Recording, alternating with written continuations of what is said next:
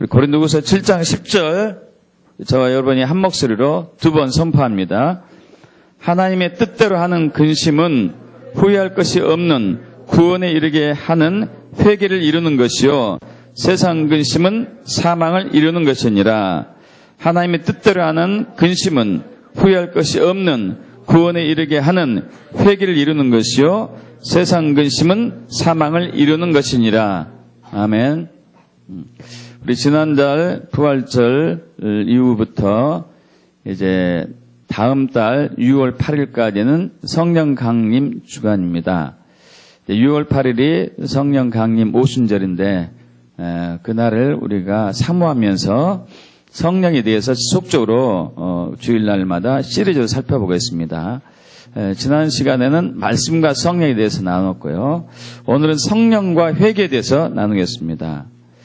여러분, 이 회개는 우리 기독교 신앙에 있어서 회개는 굉장히 중요합니다. 다른 종교와 확연히 다른 차이점 중에 하나가 기독교는 회개를 강조합니다.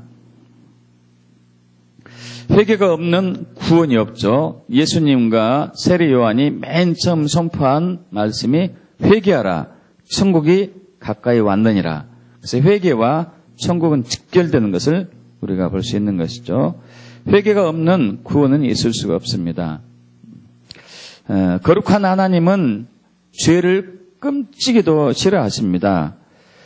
그리고 그 죄로 인해 가지고 우리 인류는 하나님의 진노 가운데 있는 것이죠. 하나님의 분노 가운데 있죠. 로마서 1장 18절에 하나님의 진노가 불의로 진리를 가로막는 사람들의 모든 경건하지 않음과 불의에 대하여 하늘로부터 나타나느니, 하나님의 진노가 하늘로부터 임하는데 불의를 행하는 것, 죄를 짓는 사람들에게 임한다는 얘기죠. 그리고 죄의 삭은 결국은 사망입니다. 로마서 6장 23절 죄의 삭은 사망이다 이렇게 나와 있죠. 그 죄로 인해 우리는 무서운 이제 지옥으로 가게 되죠.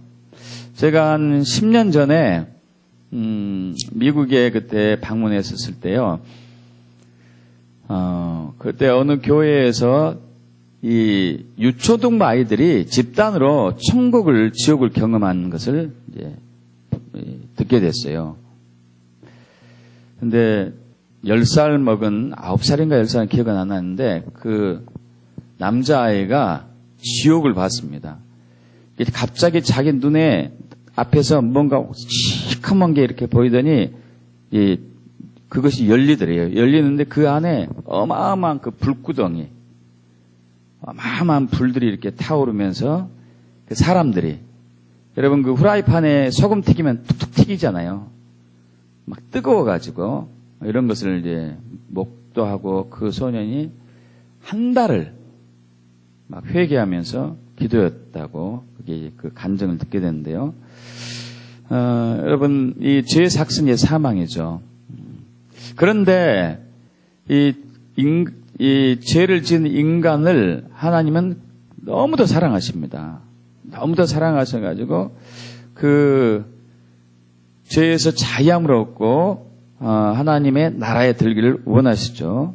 그래서 하나님께서는 죄를 사함을 받을 수 있는 길을 열어주셨습니다. 죄를 용서받을 수 있는 길을 열어주신 것이죠. 그러면 세상 사람들이 죄를 용서받을 수 있는 그 가치관들이 좀 있죠. 죄를 어떻게 하면 용서받을까? 어떻게 하면 구원받을까?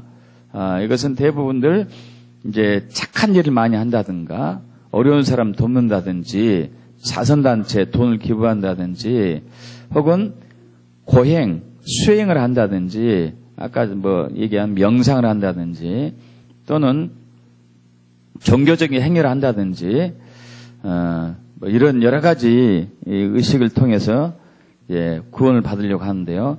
여러분 성경에서 말하는 하나님의 죄사함의 기준은 딱 한 가지입니다. 히브리서 우리 9장 22절에 나온 말씀처럼 피 흘림이 없이는 죄사함이 없느니라. 여러분 믿습니까?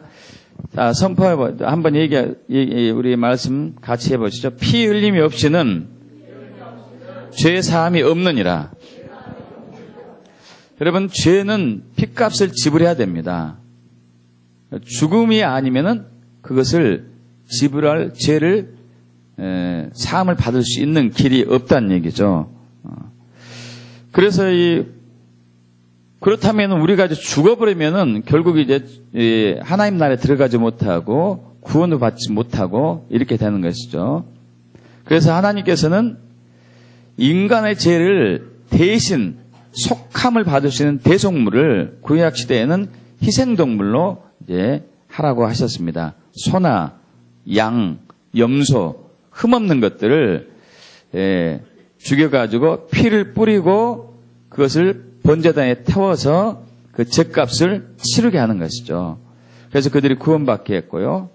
신약 시대에 와서는 예수님이 직접 희생제물이 되셨습니다.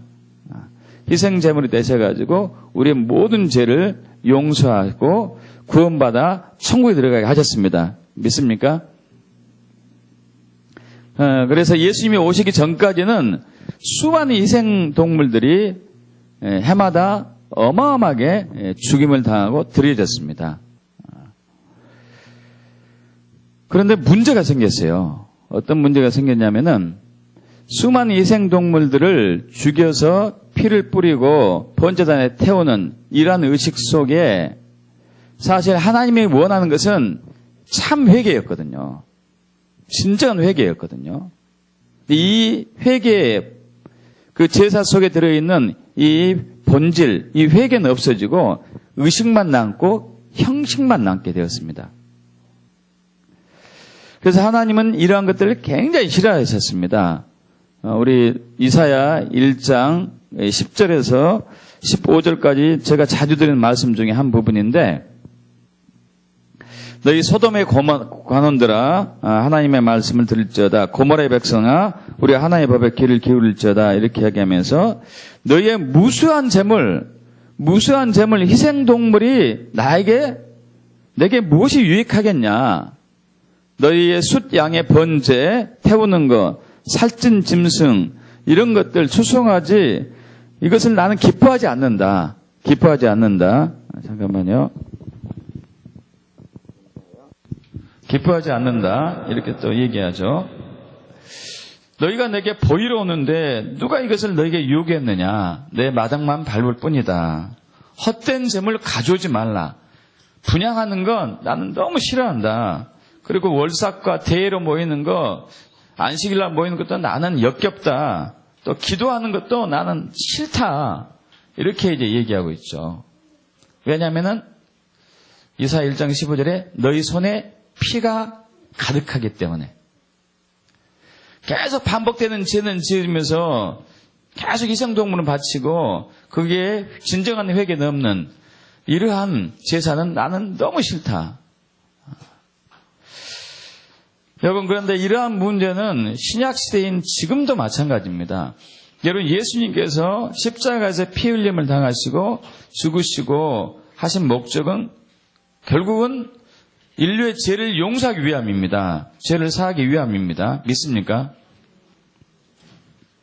근데 문제는 여기에 진정한 우리 회개가 들어가야 되는데 진정한 회개 없이 그냥 드려진 예배, 기도가 계속 일관되고 있어요. 구약 때와 마찬가지로.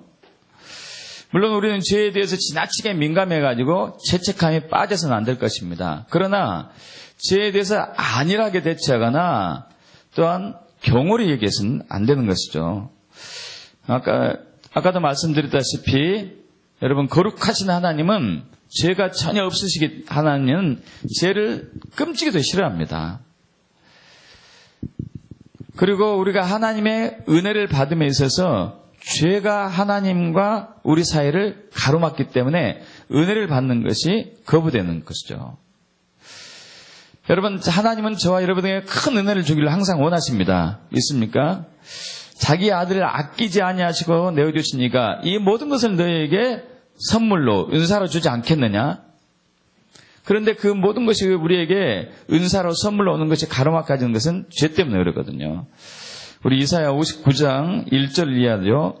여호와의 손이 짧아가지고 구원하지 못하겠느냐? 이것은 능력이 없어서 내가 너희를 구원하지 못하겠느냐? 여호와의 귀가 둔하고 그래서 너희 기도를 듣지 못하겠느냐? 아니다. 오직 너희의 죄악이 나 하나님과 너희 사이를 가로막았다. 이렇게 얘기하겠죠. 그러면서 너희 죄가 내 얼굴을 가렸고 너희 죄가 내 길을 닫게 하고 있다. 너희의 손에 피가 가득하고 너희 손가락에 죄악이 가득하고 너희 입술은 거짓말에 가득 찼다. 이렇게 얘기하고 있습니다. 여러분 그런데 참 불행하게도 어떤 교단에서는 한 번 구원은 영원한 구원이라고 얘기하면서 죄를 회개할 필요까지 없다고 얘기해요. 대표적으로 구원파가 그러죠. 이번에 큰 문제로 다시 대두된 구원파가. 그래서 그들은 죄를 회개하지 않습니다. 죄를 짓고 나면은. 이런 논리예요. 예수님의 십자가 보혈은 우리의 과거의 죄, 원죄, 과거의 죄, 그리고 현재의 죄, 미래의 죄까지 다 용서했기 때문에 우리는 다시 회개할 필요가 없다고 그렇게 얘기하고 있죠. 여러분 그러지 않습니다. 성경은 예수 믿었던 사람이 구원을 잃은 경우도, 죄로 인해서 구원을 잃은 경우도 굉장히 많이 있어요. 대표적으로 디모데전서 4장 1절에 성경이 밝히 말씀하시기를 후일에 어떤 사람들이 믿음에서 떠나 미혹하는 영과 귀신의 가르침을 받을 것이다. 믿음에서 떠나버렸어요. 믿음에서 떠난 것이죠. 구원을 받았지만 구원을 잃은 것이죠. 디모데전서 6장 10절도 돈을 사랑함이 일만하게 뿌리가 되나니 이것을 탐하는 자들은 미혹을 받아 믿음에서 떠나 많은 근심으로 자기를 찔렀도다. 여러분 돈 사랑하는 것은 죄악입니다. 하나님보다 돈을 사랑하는 것이 죄악이거든요. 근데 너무도 많은 세상 사람들 말할 것도 없고 기독교인들도 돈을 사랑해요. 근데 문제는 회개를 안 해요. 그러면 이걸 떠나가지고 이것으로 인해서 믿음에서 떠나서 자기 자신을 자기가 괴롭히는 거예요. 또 히브리서 6장 4절에 한 번 빚을 받고 하늘의 은사를 맛보고 성령에 참여한 바 되고 하나님의 선한 말씀과 내세 능력을 맛보고도 타락한 자들은 다시 새롭게 하여 회개할 수 없나니 이렇게 얘기하고 있죠. 구원을 받았지만은 다시 죄를 지었어요. 근데 회개를 안 해요. 그럼 여러분 이 사람은 구원을 잃는다는 얘기예요. 여러분 죄가 있으면은 하나님이 싫어하지만요 사탄이 핍박을 합니다. 사탄이 억압하고 핍박해요. 사탄이 우리를 공격하고 억압할 수 있는 것은 육신을 통해서 하는데 죄를 가지고 우리를 괴롭히거든요. 이번에 세월호 참사 큰 비극이죠. 무려 300명 이상의 목숨을 잃은 어마어마한 큰 사건입니다. 여러분 그 사건의 배후에는 그 죄를 회개하지 않는 그 단체의 오래된 축적된 죄의 결과라고 저는 보고 있습니다. 여러분 너무도 우리에게 의문들이 많이 있어요. 이번 이 비극을 통해서. 왜냐하면은 그 배가 이렇게 침몰하고 있었을 때 배 선장과 선원들이 사람들을 구원할 생각을 전혀 안 했어요. 여러분 과연 그럴 수 있을까요? 아무리 양심에 묻은 사람도 뻔히 이제 수백 명의 사람들이 그 배에 갇혀 있는지 아는데 자기들만 빠져나왔어요. 여러분 그럴 수 없습니다. 악한 사람도 그러진 않아요. 더 이해하기 힘든 부분은요 구조대원들이에요. 그래서 요즘 또 해경에 대해서 계속 이 조사가 이루어지고 있는데 구조대원들이 헬기를 타고 배를 타고 구조하러 갔는데 뱃속에 있던 사람들은 구조하지 않았어요. 아니 하다못해 여러분 거기 있지 말고 빨리 나오세요 얘기라도 했으면은 수십 명은 나왔을 것 같아요. 여러분 그러지 않을까요? 근데 그 말도 하지 않고 보이는 사람만 데리고 나왔어요. 그리고 어떤 해경은 뻔히 봤습니다. 그 유리창 넘어가지고 사람들이 그 속에서 있는 거 봤어요. 봤어도 얘기도 안 했어요. 구조컨은 얘기도 하지 않았습니다. 어떻게 이렇게 되죠? 만약 여러분들이 그런 상황이라면은 여러분도 얘기하지 않을까요? 이거 닥쳐봐야 알겠죠? 왜 얘기하지 않았을까요? 저는 그 세월호에 그 구원파 오랫도록 이 죄악 속에 살아온 이 구원파의 역사하는 악한 영들이 세월호 주변에 가득 채워가지고 사람들의 눈과 귀를 다 막은 거예요. 그 외에는 우리가 이해할 수 있는 길이 없습니다. 죄가 있는 곳에 사망이 넘치거든요.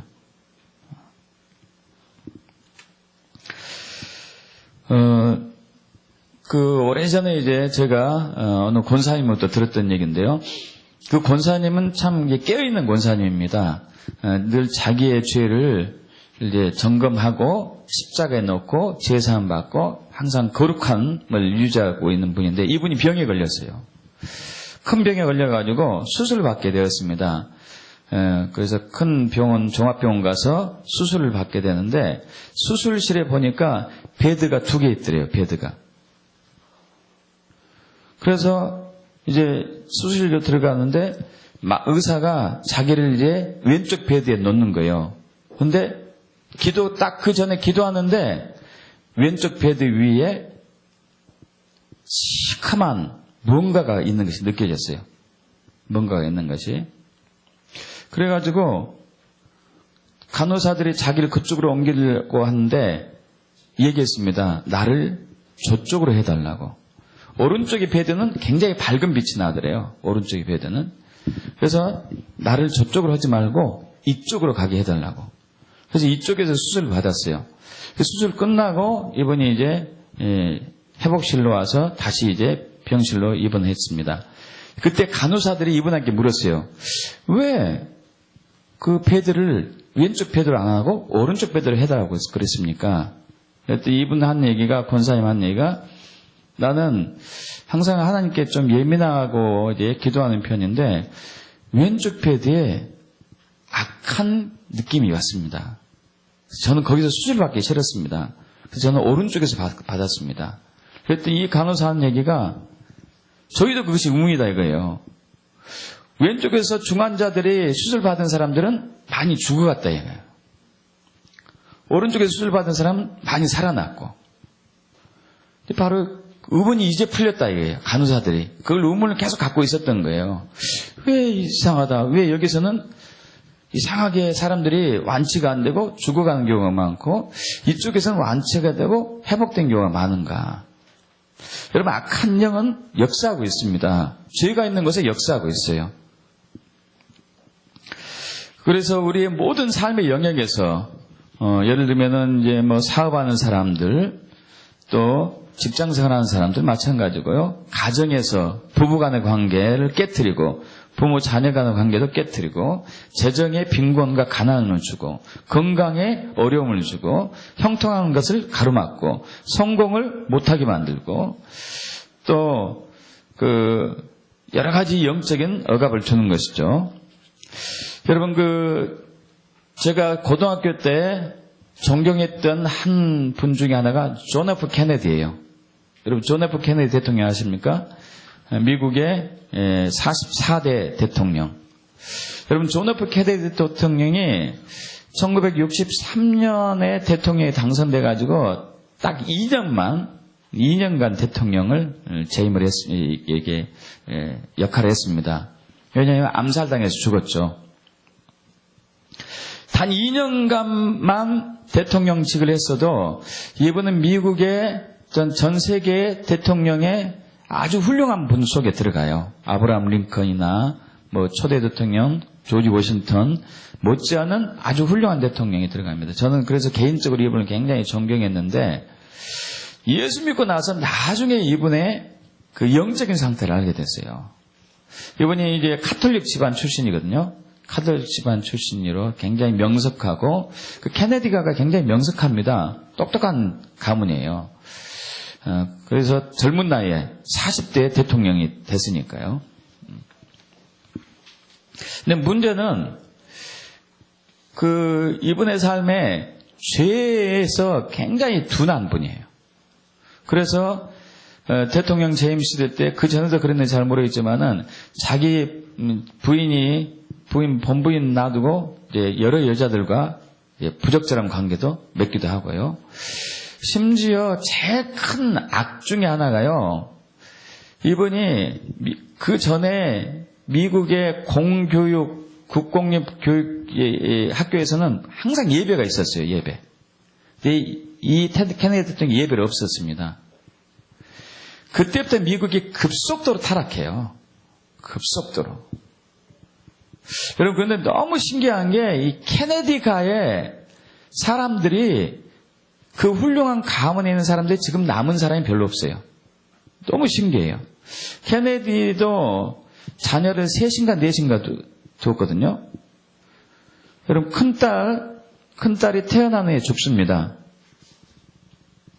장남, 존 F 케네디 주니어, 40살에 죽어요.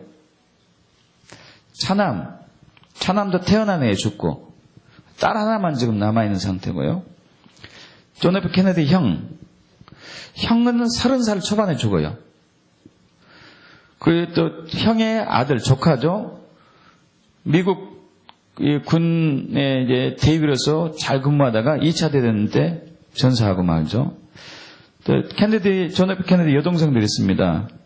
로즈마리 케네디. 이분은 비교적 오래 살 80대까지 살았는데 건강에 살지 못하고 정신지체하고 뇌수술 받다가 실패해가지고 수용소에서 오랫동안 있다가 그냥 죽어요. 또 그 여동생 캐슬린 아그네스 케네디, 프랑스에서 비행기 사고로 29살에 죽어요.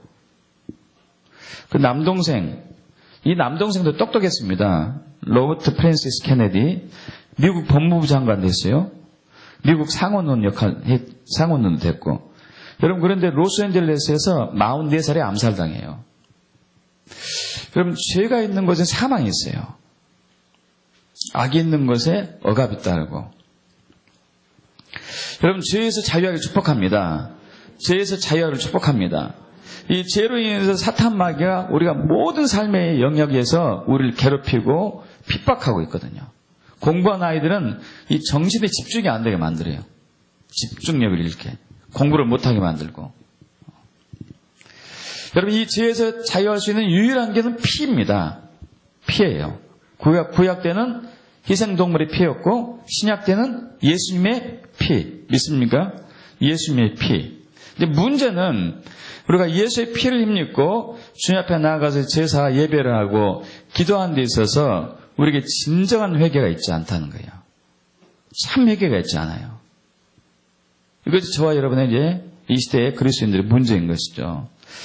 오늘 본 말씀은 그것을 명확하게 얘기하고 있습니다. 다시 한번 읽어보겠습니다. 고린도후서 7장 10절, 고린도후서 7장 10절 합독해 볼까요? 하나님의 뜻대로 하는 근심은 후회할 것이 없는 구원에 이르게 하는 회개를 이루는 것이요, 세상 근심은 사망을 이루는 것이니라. 자, 하나님의 뜻대로 하는 근심, 하나님의 뜻대로 하는 근심, 이 하나님의 뜻대로 한다는 근심은 성령이 역사하는 회개를 얘기합니다. 성령이 함께하는 회개. 자, 이것은 이 근심이라는 단어는 헬라어로 루페라는 단어인데, 루이페인데 슬픔, 탄식 이런 것을 얘기해요. 다시 얘기해서 성령의 감동을 받아가지고 하나님의 뜻대로 하는 회개는 깊은 탄식과 애통함이 있는데 이것은 구원으로 역사가 됩니다. 할렐루야. 그런데 우리가 일반적으로 하는 회개가 있어요. 이것은 사도 바울이 세상 근심이라고 얘기하고 있습니다. 세상 근심, 후회, 세상 근심. 저는 이것을 육적인 회개라고 그래요. 여러분, 회개의 성령의 역사는 영적인 회개가 있어야 돼요. 영적인 회개. 믿습니까? 영적인 회개를 하기 축복합니다. 성령이 역사되는 회개가 있어야 돼요. 근데 우리 육으로, 우리 머리로 회개하는 게 있어요. 여러분, 이것은 똑같은 죄를 또 짓게 돼요, 나중에. 거짓말을 하는 죄를 지었어요. 회개합니다. 용서해 주시죠. 근데 또 짓는 거예요. 또 거짓말하는 거예요. 또 거짓말하고, 또 거짓말하고. 나중에 죄에 무뎌지죠, 이제. 그럼 구약에서는 여기 이제 접어두시고 우리 구약 중요한 부분 나눌 텐데요. 시편 51편 16절과 17절 보겠습니다. 시편 51편 16절 17절. 자, 저와 여러분이 천천히 합독해 볼까요? 주께서는 제사를 기뻐하지 아니하시나니 그렇지 아니하면 내가 드렸을 것이라. 주는 번제를 기뻐하지 아니하시나이다. 하나님께서 구하시는 제사는 상한 심령이라. 하나님이여 상하고 통회하는 마음을 주께서 멸시하지 아니하시리이다. 여러분 51편 16절에 여러분 주님께서 제사를 기뻐하지 않는다? 아닙니다. 왜냐하면 제사를 하라고 했어요. 번제, 소제, 화목제, 속건제, 속제제 제사를 하라고 그랬습니다. 근데 기뻐하지 않는다고 얘기하고 있어요. 또 번제, 동물 사체를 태우는 거죠. 제사, 동물의 피를 뿌리는 것, 이것을 기뻐하지 않는다고 그래요. 여러분, 주님이 이걸 원합니다. 근데 왜 기뻐하지 않느냐? 그러면은 17절에 회개가 동반하지 않기 때문에 그래요. 자, 다시 한번 17절 합독해 볼까요? 하나님께서 구하시는 제사는 상한 심령이라. 하나님이여 상하고 통회하는 마음을 주께서 멸시하지 아니하시리이다. 하나님께서 구하시는 제사는 상한 심령, 상한 영, 상한 영이다. 여러분, 영이 상해요, 영이. 마음이 애통하고. 여러분, 영이 상하려면은 성령이 역사해야지 영이 상합니다. 상하다는 얘기는 막 비통하다는 얘기거든요. 비통한 거. 근데 성령이 역사해야지만이 비통한 영이 돼요. 비통한 영. 여러분, 영과 육은 달라요. 영과 혼은 다르고, 여러분, 육은 세상을 향해 열렸고, 혼은 사람을 향해 열렸지만, 영은 하나님 향해 열렸습니다. 여러분, 이해하시죠? 그러면은 내 영이 비통하려면은, 애통하려면은, 상하려면은, 성령이 내 영을 만져야 돼요. 믿습니까, 여러분? 성령이 저와 여러분의 영을 만져야 됩니다. 그래야지 비통해지고 애통해지고 슬퍼져요. 눈물이 하염없이 나르고. 여러분, 지금 다윗이 이 회개를 하는 것은 밧세바라는 여인과 간음하잖아요. 간음하고 임신이 됐어요. 임신이 되다 보니까 이것을 또 숨기려고, 회개하지 않고 숨기려고 그 밧세바의 남편을 우리야를 전쟁 중에 있는 우리야를 불러다가 이제 하룻밤을 지내게 합니다. 그러면 이제 자기가 한 짓이 숨겨질 수 있으니까. 근데 이제 우리야 장군이 충직한 장군이어가지고 이제 밧세바하고 잠자리를 같이 하지 않죠. 자기 아내이면서 불구하고. 그래서 술 먹기까지는 하는데 하지 않습니다. 결국 이제 나중에 골똘히 생각하다가 장군을 통해가지고, 자기 신복을 통해가지고, 우리야를 전쟁 중에 홀로 고립되게 놔주고 죽게 만들죠, 적에게. 이러고 나서 이제 나단 선지자 와가지고, 강하게 책망하죠. 아주 강하게 책망합니다. 그때 이제 회개하죠. 여러분, 그 전까지, 여러분, 이 다윗은 항상 제사를 즐겨했고 예배를 즐겨했습니다. 그 간음하고 죄를 짓는 중에도 계속 제사를 했을 거예요. 소를 바치고 죽이고 번제 태우고 했을 거예요. 근데 하나님이 이것은 기뻐하지 않았구나. 내가 죄를 지었는데 이 죄를 회개함이 없이 그냥 했네. 그러면서 몇 날 며칠을 침상에 눈물을 적셔가면서 회개하죠. 여러분, 진정한 회개는요, 예수님의 십자가뿐만 아니라 성령의 역사되어야 돼요. 여러분 믿습니까? 그래야지 구원과 자유함이 일어납니다. 구원과 자유함이 일어나요. 로마서 8장 1절과 2절인데 제가 읽겠습니다. 그러므로 이제 그리스도 예수 안에 있는 자에게는 결코 정죄함이 없나니 이는 그리스도 예수 안에 있는 생명의 성령의 법이 죄와 사망의 법에서 너를 해방하였습니다. 여러분, 죄가 있으면 사망이 있습니다. 근데 이 죄가 있고 사망이 있는 죄와 사망의 법에서 우리를 해결할 수 있는 유일한 것은 예수님이십니다. 십자가 보혈입니다. 그런데 예수 안에 있는 생명의 성령의 법이 함께 해야 돼요. 할렐루야. 믿습니까? 성령이 역사돼야 돼요. 그래서 우리가 해방되는 것입니다. 그래서 진정한 회개는 성령의 역사가 있어야 돼요. 성령의 역사가. 그래서 육적인 회개가 아니라 영적인 회개. 사람의 관점으로 내가 생각할 때 이거 잘못됐어. 그래서 회개해야지. 좋습니다. 근데 성령을 의지하지 않는 회개는요, 똑같은 죄를 또 져요. 똑같은 죄를. 그러나 성령의 역사하는 회개는 완전히 달라요. 다시 우리가 고린도후서 7장 10절과 11절 보겠는데요. 제가 10절 읽고 여러분이 11절 이제 읽겠습니다. 하나님의 뜻대로 하는 근심은 후회할 것이 없는 구원에 이르게 하는 회개를 이루는 것이요 세상 근심은 사망을 이루는 것이니라. 보라, 하나님의 뜻대로 하게 된 이 근심이 너희를 얼마나 간절하게 하며 얼마나 변증하게 하며 얼마나 분하게 하며 얼마나 두렵게 하며 얼마나 사모하게 하며 얼마나 열심 있게 하며 얼마나 벌하게 하였는가. 너희가 그 일에 대해 일체 너희 자신의 깨끗함을 나타내었느니라. 여러분, 성령의 감동으로 회개를 했더니 이런 마음이 일어났어요. 왜 그러냐면은, 여러분 아까 말씀드린 대로 하나님은 죄를 끔찍이도 싫어합니다. 아시죠? 그런데 이 성령 하나님이 죄를 너무도 싫어하는 성령 하나님이 저와 여러분 안에 계십니다. 믿습니까?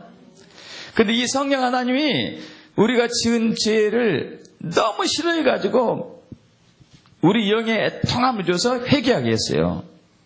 그렇게 되면은 우리 안에 성령 하나님이 강하게 충만하게 채워져 있기 때문에 이 죄가 끔찍하게 싫어져요. 어느 정도 싫어지느냐? 11절이에요. 간절한 마음이 들어요. 죄를 다시 짓지 말아야지. 다시 짓지 말아야지. 얼마나 변증하게 하면 예수의 피가 나를 완전히 덮었는데 내가 다시 죄를 짓지 말아야지. 얼마나 분하게 하면 내가 왜 저 사탄마귀의 게임과 내 육체의 유혹에 넘어갔던 거 다시는 넘어가지 말아야지 된다. 분이 나오는 거예요. 나를 두렵게 하며 내가 죄를 지면 또 하나님이 나를 멀리하는데 하나님과 나의 관계가 떨어지는데 얼마나 두려운가. 얼마나 사모하게 하며 내가 하나님 너무 원하기 때문에 나는 절대 죄를 짓지 말아야 돼. 얼마나 열심히 있게 하면 이제 다시는 죄를 짓지 않고 나는 주님을 보고 살 거야. 얼마나 벌하게 했고 이 죄로 인해서 내가 얼마나 많이 괴로움을 당했는데 그러면서 깨끗함을 계속 유지하게 되는 거예요. 믿습니까 여러분? 성령이 함께하는 회개. 이런 회개를 하기 축복합니다. 이런 회개를 하기 축복합니다. 이런 회개를 하기 축복합니다. 여러분, 예수님께서 말세지말의 가장 강력한 특징 중에 하나가 불법이 성행하기 때문에 사람들의 사랑이 식어진다고 하고 있어요. 자, 이번 세월호 참사를 통해서 대표적으로 우리가 보고 있습니다. 선장과 선원들, 그들의 사랑이 식어졌어요. 그래서 죽어간 사람을 그대로 방치했습니다. 해경과 구조대원들도 보이는 사람은 구원했지만 물속에 들어간 사람은 쳐다보고만 있었어요. 불법이 성행하니까 사랑이 식어진 결과죠. 다시 얘기해서 가면 갈수록 죄가 더 심해진다는 얘기예요. 더 허물이 많아지고 악이 더 극성을 부리고 여러분 그러면 그럴수록 사망의 역사는 더 깊어지겠죠. 그러나 예수 믿는 자에게는 이 죄와 사망에서 완전히 자유할 수 있는 길이 열렸습니다. 믿습니까? 죄와 사망의 법에서 완전히 해방될 수 있는 길이 열렸습니다. 십자가를 붙들고 성령 의지해서 회개하는 것이죠. 할렐루야. 여러분 믿습니까? 여러분 사도 바울이 대표적으로 그런 인물입니다. 그는 참으로 처음에는 예수를 몰랐기 때문에 예수를 믿는 사람을 핍박하고 죽이고 다녔지만 예수를 만나고 난 이후에 자신의 삶을 완전히 주님께 드렸어요. 그러면서 주님만 보면서 자기의 모든 삶에 자기 자신은 다 부인하고 십자가를 지는 삶을 살았던 대표적인 사람이죠.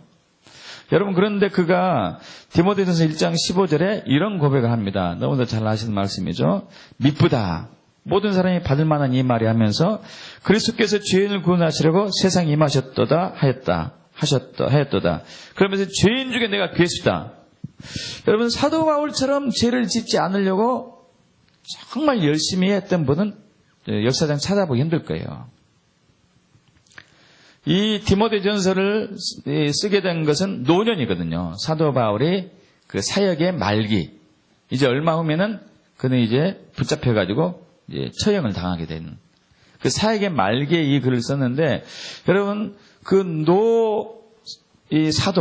노 사도가 오랜 믿음 생활 끝에 내린 결론이 내가 죄인 중에 괴수다.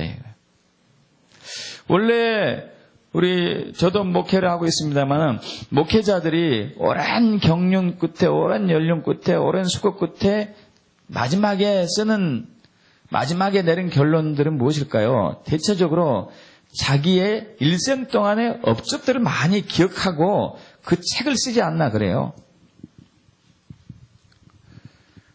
자기 자랑거리를 쓸 수 있다든가 하나님이 하신 일을 쓴다거나 뭐 이런 식이 많겠죠.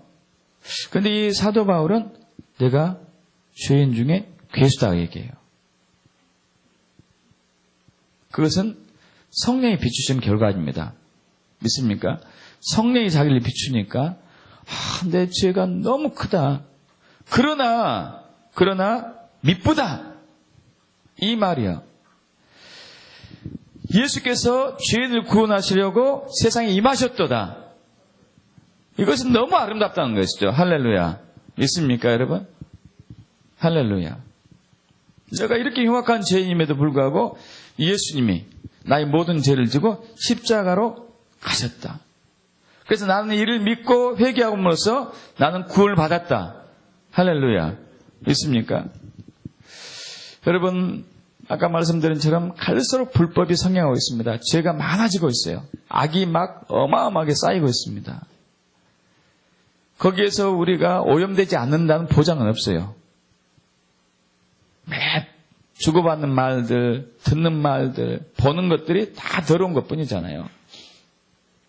그러다 보니까 우리 생각하는 거, 마음에 품는 거, 말하는 거, 행동하는 것이 우리도 모르는 사이에 우리는 의도도 하지 않았는데 죄들이 막 이제 드러나죠. 그럼 여기에서 유일하게 벗어날 수 있는 것은 십자가를 붙들고 성령을 의지해서 회개하는 것뿐입니다. 그래야지 자유할 수 있어요. 그래야지 자유할 수 있습니다. 하나님은 우리가 죄에서 자유하기를 원하고 있습니다. 사망에서 해방되기를 원하고 있어요.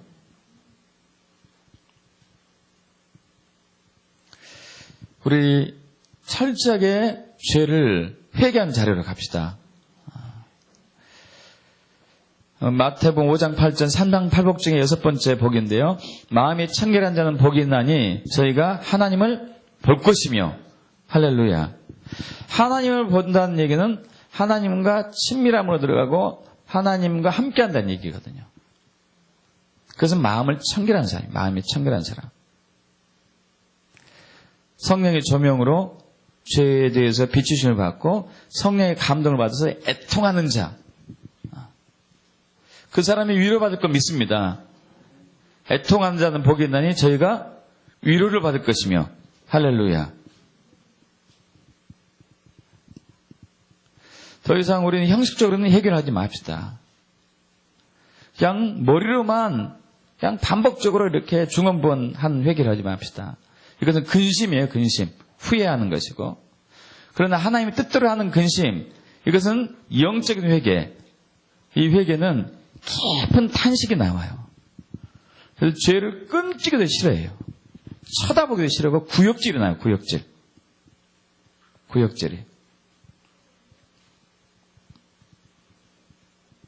저번에 TV 조사 목사님 한국 오셨을 때 그 성령 사역하면서 어떤 사역이었냐면은 여러분 안에 있는 더러움들을 다 이 시간 성령님께서 태우실 겁니다. 하면서 기도하는데요.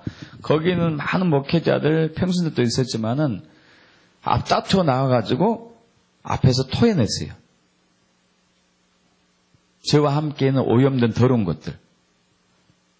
그러고 나서 그들이 자유함을 얻었습니다. 할렐루야. 자유함을 얻었어요. 여러분, 저와 여러분은 죄에서 자유하지 않습니다. 그러나 자유할 수 있는 길이 열렸습니다.